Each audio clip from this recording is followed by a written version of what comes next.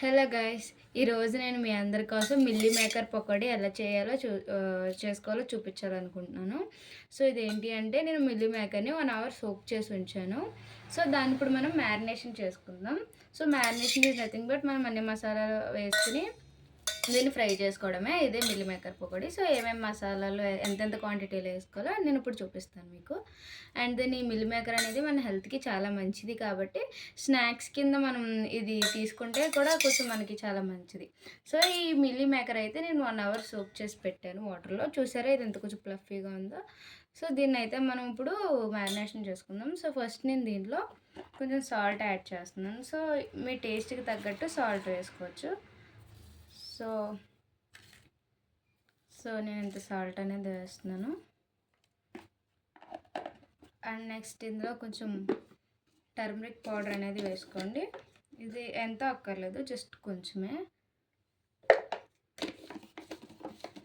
And also మీరు ఇందులో ఫ్రెష్గా గ్రైండ్ చేసుకున్న జింజర్ గార్లిక్ పేస్ట్ అనేది కూడా కొంచెం వేసుకోవచ్చు. నేను ఇప్పుడే ఫ్రెష్గా దీన్ని రోట్లో నూరుకున్నాను. సో ఇంత amount of ginger garlic paste అనేది నేను వేస్తున్నాను. సో మరి ఎక్కువ కూడా వద్దు, సో ఎందుకంటే ఘాట్ వస్తుంది. సో ఇది. అండ్ దెన్ నేను కొంచెం కారం వేస్తున్నాను. సో కారం కూడా మీ టేస్ట్కి తగ్గట్టు వేసుకోండి. సో ఇంత కారం వేసుకొని మీకు కొంచెం కలర్ రెడ్గా కావాలంటే కాశ్మీరీ చిల్లీ పౌడర్ వాడుకోండి, as your wish. And then ఇందులో నేను కసూరి మెంతి వేస్తున్నాను. సో ఎవరెస్ట్ కసూరి మెంతి ఇది అవైలబుల్గా ఉంటే వేసుకోండి, లేదంటే లేదు.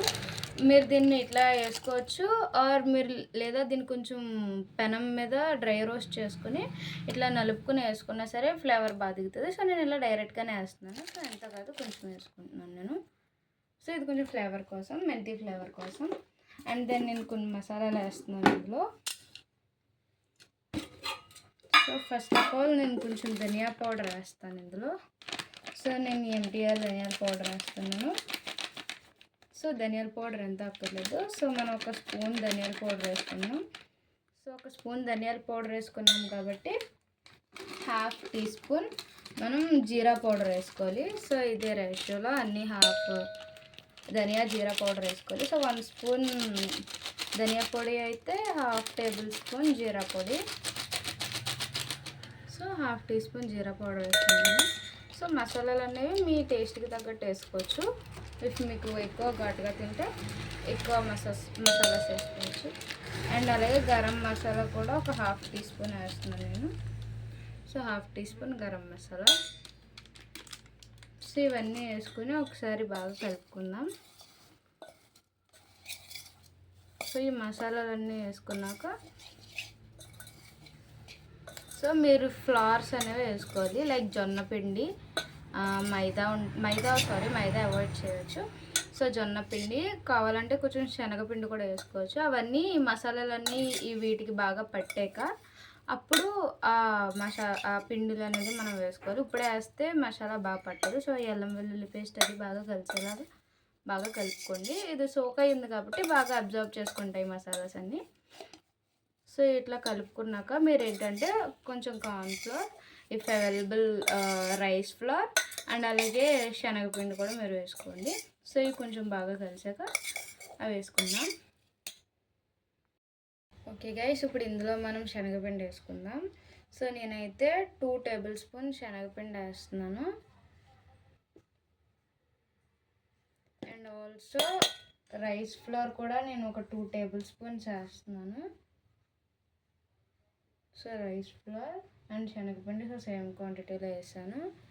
అండ్ అలాగే కార్న్ఫ్లోర్ కూడా నేను వేస్తున్నాను. సో కార్న్ఫ్లోర్ కూడా 2 టేబుల్ స్పూన్ వేస్తున్నాను నేను. సో వేసాక అండ్ అలాగే 2.5 కానీ 3 కానీ వేసుకోండి. సో నేను 3 వేస్తున్నాను. సో బికాజ్ కొంచెం బాగా బైండింగ్ ఉంటుందని. సో ఇవి వేసుకున్నాక బాగా మిక్స్ చేసుకోండి. కొంచెం వాటర్ కూడా పట్టుద్ది. సో ఇవి బాగా పట్టాలి. ఫస్ట్ ఇది బాగా కలిపాక అప్పుడు మీరు వాటర్ యాడ్ చేసుకోండి. సో శనగపిండి ఇవన్నీ వేసాం కాబట్టి కొంచెం మంచిగా క్రిస్పీగా కూడా వస్తుంది, మనం రైస్ ఫ్లోర్ వేసాం కాబట్టి.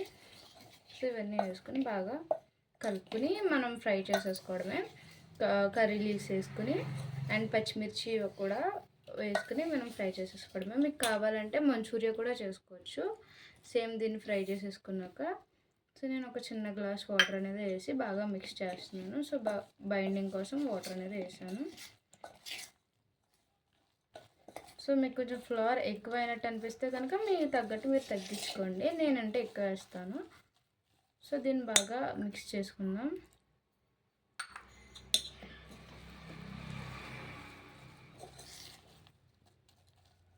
సో ఈ విధంగా దీన్ని బాగా మిక్స్ చేసేసుకుని మనం దీన్ని డీప్ ఫ్రై చేసేసుకుందాం డైరెక్ట్గా.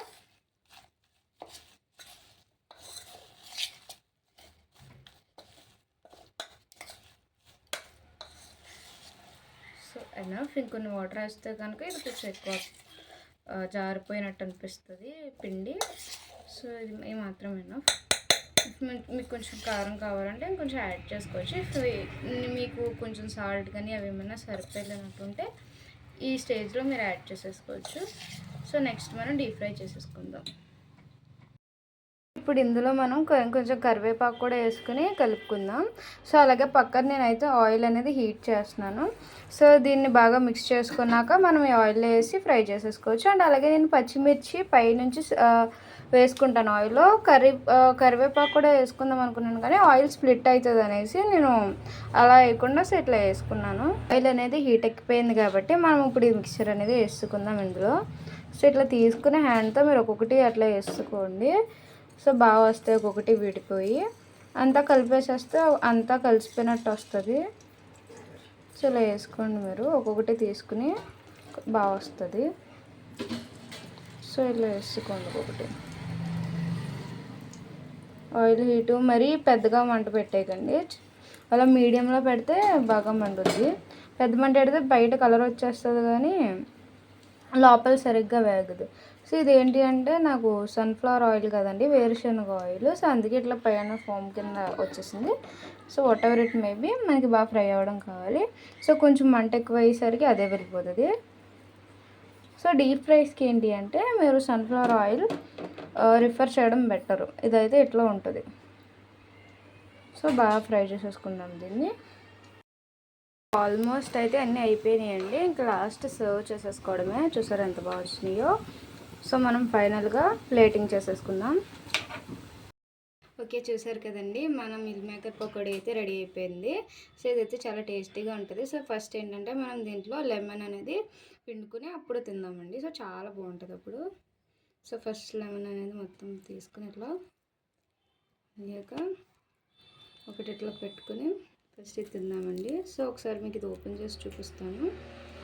సో చూసారా ఎంత బాగుందో. సో చాలా బాగుంటుంది. ఒకసారి టేస్ట్ చేస్తాను. దీంట్లో మంచిగా ఉల్లిపాయ కూడా ఉంటే చాలా బాగుంటుంది. ఈరోజైతే చాలా బాగుందండి నా రెసిపీ. సో మీకు కూడా ఎవరైనా మిల్ మేకర్ పకోడీ రాదు ట్రై చేయాలంటే ఒకసారి మీరు ఈ వీడియో చూసి చేసుకోండి. సో మీకు ఈ వీడియో కనుక నచ్చితే లైక్ చేసి షేర్ చేసి సబ్స్క్రైబ్ చేసుకోండి.